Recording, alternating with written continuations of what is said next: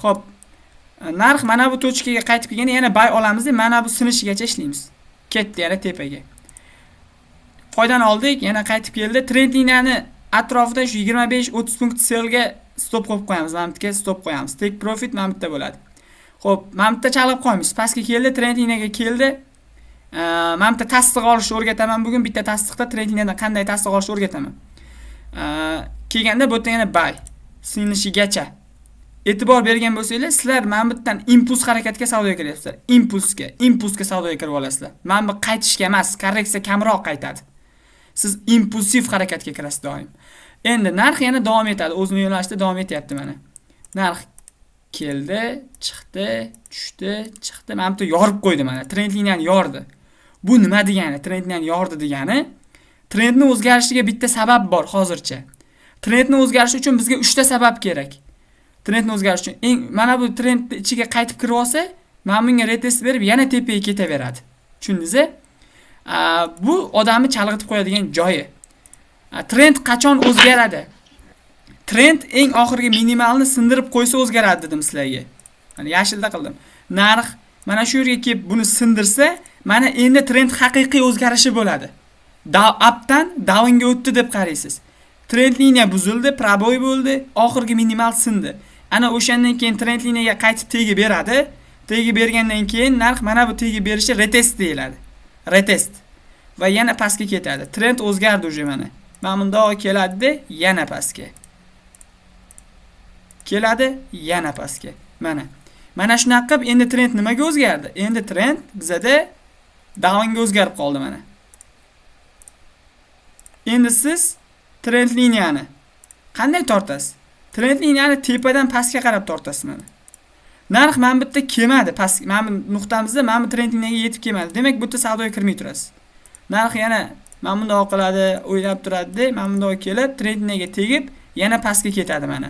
Shu jarayonda e'tibor bering-da. Trend liniya muhim. Mana bu maksimal, minimal, mana maksimal. Trend liniya tortib olganmiz-a.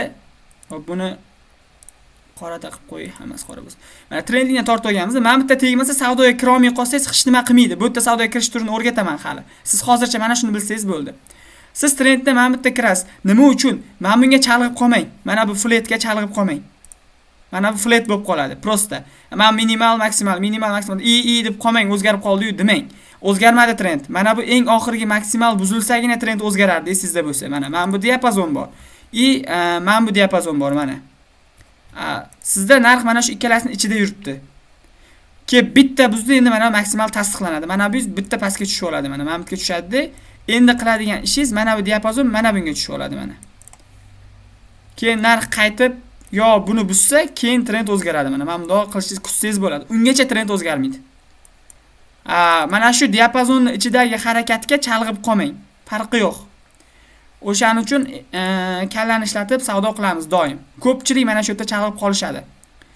Xo'p, trend mana shunday tartibda o'zgaradi. Trend liniya endi tepadan pastga qarab tortiladi. Xo'p, mana shu tartibda trend liniya bizga yo'nalish bo'yicha savdo qilishni o'rgatadi doim. Trend liniyaga kelganda sellga ochamiz. Tasdiqni qanday olasiz? Trend liniyaga kelganda xuddi strategiyadagi MW yasadi-ku, xuddi shunaqa qilib tasdiq olasiz kichkina time frame da.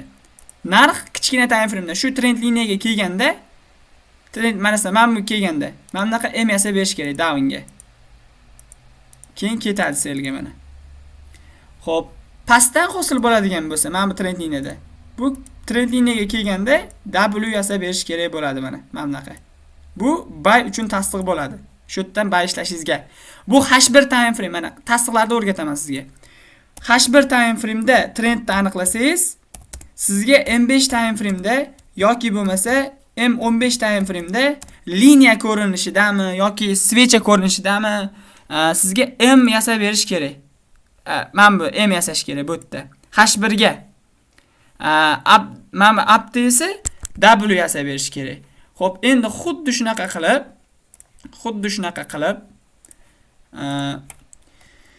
H1 bo'lsa, H4 ga bo'lsa M15 yoki M30 da sizga W yoki M yasab berish kerak. Mana bu trendni H4 yoki H4 da aniqlasangiz. Xo'p, endi D1 da aniqlasangiz, D1 time frame da aniqlasangiz. M45 yoki H1 time frame'da sizga M yoki W yasab berish kerak trend. Ana o'shandan keyin trend sellga davom etadi. Sizdan chiqarmang. Mana shu holatda tasdiq bilan ishlaysiz. Bu sizga mana bu M va mana bu W siz uchun bitta tasdiq xolos, bitta dona. Hali tasdiq turlari degan mavzuyimiz bor. O'shanda o'tamiz. Keyingi dars switchnoy analizlar o'tamiz. Switchnoy analiz orqali ham biza tasdiq olamiz. Bu birinchi turi xolos va eng ishonchlisi mana shu M va W juda ham kuchli. Mana shunaqa tartibda ishlaysiz doim bozorda. Tasdiq olib ishlaysiz. Tasdiq yo'qmi, savdoga kirmang, umuman kirmang. Bozor yurmaydi tasdiqsiz. Mana shunaqa tartibda siz o'zingizni ishlaringizni amalga oshirib borasiz. Trend liniyani vazifasi mana shu impuls harakatga siz foyda olish uchun qo'shilib olishingizga sabab trend aniq topishingizda trend liniyani vazifasidir shu. Trend liniya buzilgan vaqtda, endi qaytib trend liniyaga tegib berishi retest deyiladi. Retest.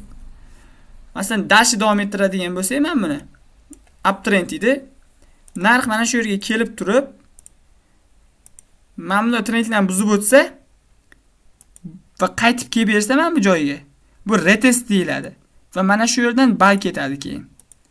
Ketdi. Xo'p, endi siz trendlarni qanday tortasiz? Men bu yoqdan bu yoqqa qarab tortib olasiz mana. Yo'da bo'ladi-da bu. Grafik analiz. Mana men bu yoqdan bu yoqqa qarab tortasiz, trend o'zgaradi. Mana bu retest joyi borki, mana shu.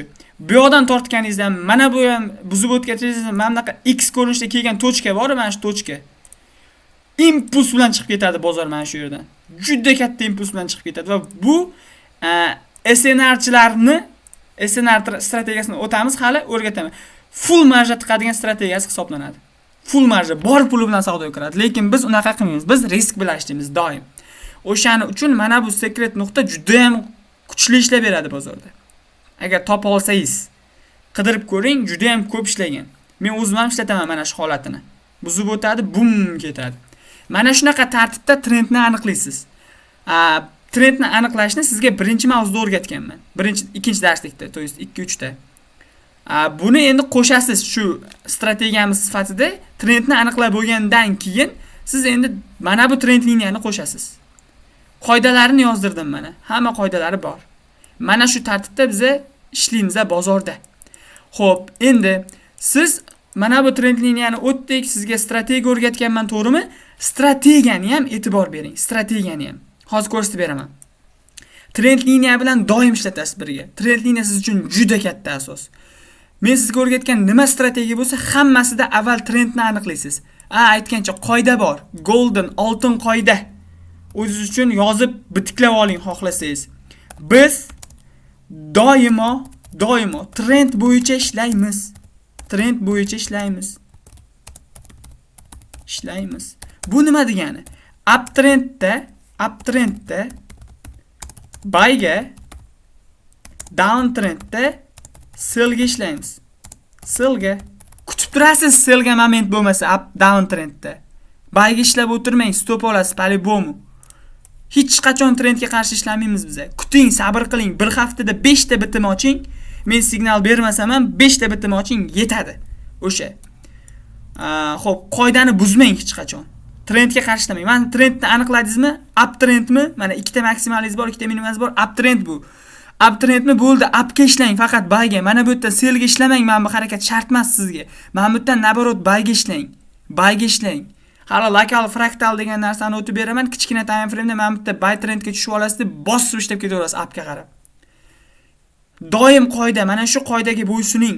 Trend bo'yicha ishlang doim. Siz qoidani buzdingizmi, siz stop lossga mahkumsiz. Stop loss qo'yasizmi, boshqa qo'yasizmi, minusga kirib ketasiz. Esingizdan chiqarmang. Meni jahlim chiqqani doim trendga qarshi ishlash va ba'zan men ham trendga qarshi ishlab qolaman va juda afsus qilaman. Mana shu xarakterimni inshaalloh yo'qotib olsam, juda kuchli treyderga aylanaman. Maqsad bitta, chet el treyderlardan bilimliroq, chet el treyderlardan yaxshiroq natija ko'rsatish meni maqsadim. O'shani amalga oshiraman, xudo xolasa, ungacha o'zim ustimda ishlayman. Haligacha dars qilaman. Hozir sizga dars o'tib bo'lgandan keyin yana 2 soat o'zim ustimda